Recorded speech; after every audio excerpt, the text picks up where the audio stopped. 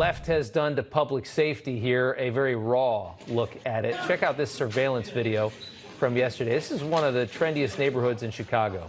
This is Bucktown, and this is two thugs just giving a brutal beating, robbing an unsuspecting man. He looked like he was walking home from work maybe in an alleyway. This is at 3 p.m. This is broad daylight in a pretty nice neighborhood. Kind of vicious attack is now commonplace in the Windy City.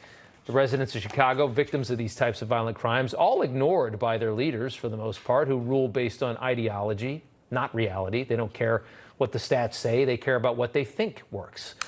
TV personality Gianno Caldwell, whose teenage brother was shot and killed in the city in June of last year, spoke at a Republican-led hearing in the city today. On June 24th of last year, I received the call that my innocent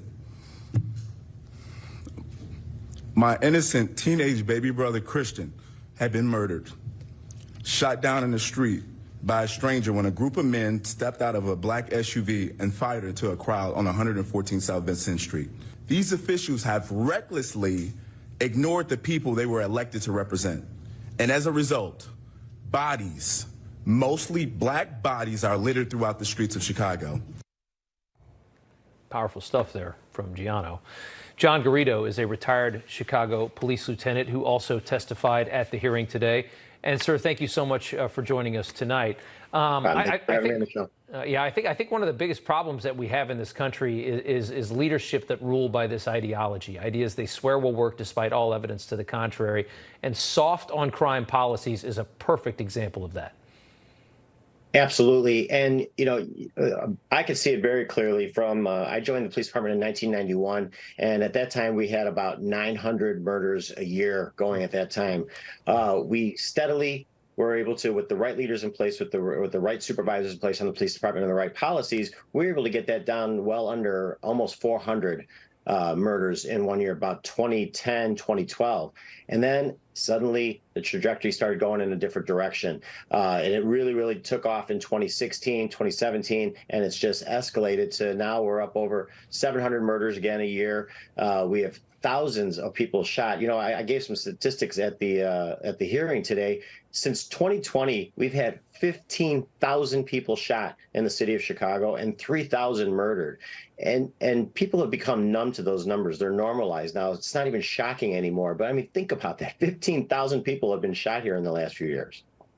What I don't understand is I don't get how people, how voters don't see this and change isn't made. I mean, in Chicago, how did you go from Lightfoot to this Brandon Johnson? I mean, how on earth do you kick her out? And like, do people not understand like what's happened? Like, do people not understand that if you gut policing, that your city just devolves into chaos? I don't understand how, especially in these big blue cities, how do they brainwash these people into voting for this?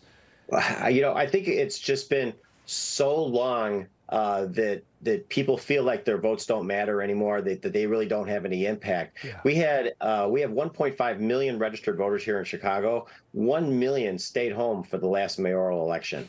1 million people just threw their hands up in the air and said, I'm not going to vote. And so Brandon Johnson got in by 28,000 votes. I don't get it. And those two candidates couldn't be more different. There's, you know, he was the Chicago Teachers Union, the woke, anti-crime candidate. Yeah. And then you had Paul Vallis, who was basically the law and order type candidate. He was a common sense guy, yeah. Yeah, absolutely. And people just ignored it and they just didn't come out. And now we're suffering the consequences. Yeah.